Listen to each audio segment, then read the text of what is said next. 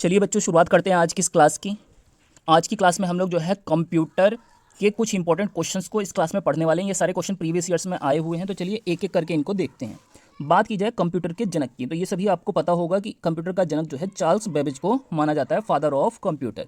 Next बात करते हैं हम अपने दूसरे प्रश्न की। सीआरटी का पूरा नाम बताना है आपको क्या है, तो इसका पूरा नाम है कैथोड रे ट्यूब। ये भी जो है मोस्टली बच्चों को जो है पता होगा।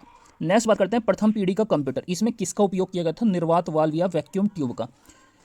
इसके बाद अगर दूसरे जो है पॉइंट की बात करें तो दूसरी जो पीढ़ी का कंप्यूटर था ये 1956 से 63 तक ये दूसरी पीढ़ी चली थी, और इसमें किसका उपयोग किया गया था? ट्रांजिस्टर का। जो तीसरी पीढ़ी थी ये 1965 से 71 तक चली थी, और इसमें इंटीग्रेटेड सर्किट जिसको आईसी बोला जाता है इसका प्रयोग किया गया था। चौथी पीढ़ी के जो कंप्यूटर थे इसमें माइक्रो प्रोसेसर का उपयोग होता, और पांचवी पीढ़ी के कंप्यूटरों में आर्टिफिशियल इंटेलिजेंस एआई का उपयोग किया गया था। तो पहली पीढ़ी में निर्वात वाल्व, दूसरी में ट्रांजिस्टर, तीसरे में आईसी, चौथी में माइक्रो प्रोसेसर, और पांचवें में जो है आर्टिफिशियल इंटेलिजेंस। नेक्स्ट देखते हैं अगला क्वेश्चन। भारत में प्रथम कंप्यूटर कहाँ पर स्थापित किया गया था? तो इंडिया स्टैटिकल इंस्टीट्यूट कोलकाता में जो है भारत का पहला कंप्यूटर स्थापित किया गया था। भारत का पहला कंप्यूटर था कौन सा? तो इसका नाम था बच्चों सिद्धार्थ। नेक्स्ट बात करते हैं कैलकुलेटर क्या है? तो कैलकुलेटर जो है एक डिजिटल कंप्यूटर का उदाहरण है। कैलकुलेटर क्या है? Digital computer. 2018 में स्थापित सबसे तेज सुपर कंप्यूटर कौन सा था? तो इसका नाम था बच्चों प्रत्यूष। क्या नाम था? प्रत्यूष, जो 2018 में स्थापित हुआ था। 5G में ये जी क्या है? 2G 3G 4G 5G ये जो होते हैं इसमें जी क्या होता है? तो जी का अर्थ होता है यहाँ जनरेशन, तो ये 5th जनरेशन को रिप्रेजेंट करता है। नेक्स्ट बात करें एनईएक की फुल फॉर्म क्या है? तो एनईएक की फुल फॉर्म है electronic numerical integrator and computer. Electronic numerical integrator and computer. Next बात करते हैं इंटेल कंपनी का संस्थापक कौन है? तो ये मार्टिन गार्डन मूर जो है इंटेल कंपनी के संस्थापक हैं। नेक्स्ट बात करते हैं भारत में निर्मित प्रथम सुपर कंप्यूटर कौन सा था? तो इसका नाम था परम 8000, और इसको सीडेक पुणे कंपनी ने बनाया था। आदित्य सुपर कंप्यूटर को किसने बनाया था? तो भारतीय मौसम विज्ञान संस्थान पुणे के द्वारा इसको बनाया गया था।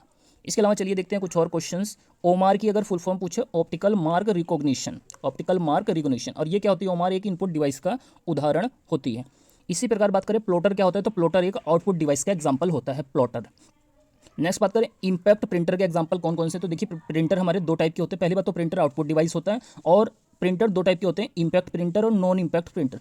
इम्पैक्ट प्रिंटर में जो है drum printer, dot matrix printer और डेजी व्हील प्रिंटर इसके जो है उदाहरण है। इम्पैक्ट के कौन कौन से? ड्रम, डॉट मैट्रिक्स और डेजी व्हील। और नॉन इम्पैक्ट प्रिंटर के एग्जाम्पल हैं इंकजेट प्रिंटर, लेजर प्रिंटर और थर्मल प्रिंटर। अगले क्वेश्चन की बात करें F2 जो फंक्शन की होती है। पहली बात तो फंक्शन की संख्या कितनी होती है? तो फंक्शन की संख्या होती है बच्चों टोटल 12। इसमें से F2 का क्या काम होता है? तो ये फाइल या फोल्डर का नाम बदलने के काम में आता है। अगर आपको किसी फाइल या फोल्डर का नाम चेंज करना है तो F2 की को प्रेस कर सकते हैं। F3 की का क्या उपयोग होता है? ये प्रोग्राम में सर्च करने के लिए उपयोग में लाया जाता है। और F1 का क्या यूज़ होता है? F1 जो फंक्शन की होती है इसका उपयोग होता है हेल्प के लिए। किसके लिए? हेल्प के लिए। तो चलिए देखते हैं इसके अलावा कुछ और क्वेश्चन हैं हमारे जो है, इनको भी देख लेते हैं। ये सारे ही क्वेश्चन एग्जाम में आए हुए हैं। आप किसी भी एग्जाम की तैयारी कर रहे हैं तो ये क्वेश्चन आपको जरूर पेपर में देखने के लिए मिलेंगे। एलयू की फुल फॉर्म क्या होती है? Arithmetic logic unit, arithmetic logic unit. Next बात करते हैं अगले प्रश्न की। कंट्रोल प्लस जो जेड शॉर्टकट की होती है इसका उपयोग होता है अंडू करने के लिए। कंट्रोल प्लस जेड किसके लिए होता है? अंडू के लिए। कंट्रोल प्लस वी का यूज़ क्या होता है? पेस्ट करने के लिए। अगर आपसे कंट्रोल प्लस सी का यूज़ पूछे तो ये कॉपी करने के लिए कंट्रोल प्लस सी का यूज़ किया जाता है। नेक्स्ट बात करें क्वार्टी कीबोर्ड, इसकी खोज किसने करी थी? तो क्रिस्टोफर लेथम साल्स ने इसकी खोज करी थी 1868 में, क्वार्टी कीबोर्ड की जो है खोज। इसके अलावा देखते हैं OMR, इसकी फुल फॉर्म क्या होती है? Optical mark reader. ये क्या होता है? इनपुट डिवाइस का एक एग्जाम्पल होता है। कीबोर्ड में जनरली कितनी की होती हैं? तो 102 की होती है कीबोर्ड के अंदर। रैम क्या होता है? तो रैम एक वोलेटाइल मेमोरी का एग्जांपल है। वोलेटाइल मतलब अस्थाई, इसमें मेमोरी अस्थाई रूप से स्टोर होती है। और रोम क्या होता है? ये नॉन वोलेटाइल मेमोरी मतलब स्थाई मेमोरी का एग्जांपल होता है। रैम की फुल फॉर्म होती है रैंडम एक्सेस मेमोरी, और रोम की होती है रीड ओनली मेमोरी। इसके अलावा एसएसडी की फुल फॉर्म पूछे तो सॉलिड स्टेट ड्राइव। एसएसडी का मतलब क्या हो गया? Solid state drive.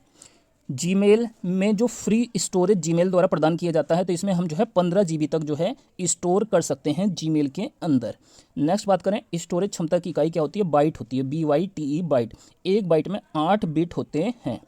नेक्स्ट बात करते हैं स्टोरेज जो डिवाइस होती है दो टाइप की होती है, एक होती है प्राइमरी या मुख्य, दूसरी होती है सेकेंडरी या सहायक। जो प्राइमरी या मुख्य मेमोरी होती है इसके अंदर जो स्टोरेज होता है तीन टाइप से होता है, एक इसमें स्थाई होता है, एक कैश होता है, एक अस्थाई। स्थाई के एग्जाम्पल कौन कौन से हैं? तो स्थाई का एग्जाम्पल है रोम, P ROM, E P ROM और डबल ई पी रोम। और इसके अलावा कैश इसका एग्जाम्पल हो गया प्राइमरी मेमोरी का, और साथ में अस्थाई मेमोरी का एग्जाम्पल हो गया रैम, रैंडम एक्सेस मेमोरी। और सेकेंडरी की अगर बात करें, सेकेंडरी जो स्टोरेज डिवाइस होता है इसके एग्जांपल होते हैं hard disk, magnetic tape, CD ROM, floppy disk और पेन ड्राइव आदि। ये सभी जो है सेकेंडरी मेमोरी स्टोरेज डिवाइस के एग्जांपल होते हैं। नेक्स्ट बात करें माइक्रोसॉफ्ट विंडो, मैक ओएस और लाइनेक्स, ये सब क्या हैं? तो ये सब एक ऑपरेटिंग सिस्टम के एग्जांपल हैं। माइक्रोसॉफ्ट विंडो, मैक ओएस और साथ में लाइनेक्स, ये सभी ऑपरेटिंग सिस्टम। बग क्या होता है किसी भी कंप्यूटर के संबंध में? बग तो ये एक त्रुटि होती है, एरर होती है। नेक्स्ट बात करें वीपीएन की फुल फॉर्म क्या होती है? तो virtual private network, virtual private network. Next बात करें आईपी, आईपी का पूरा नाम क्या होता है? Internet protocol.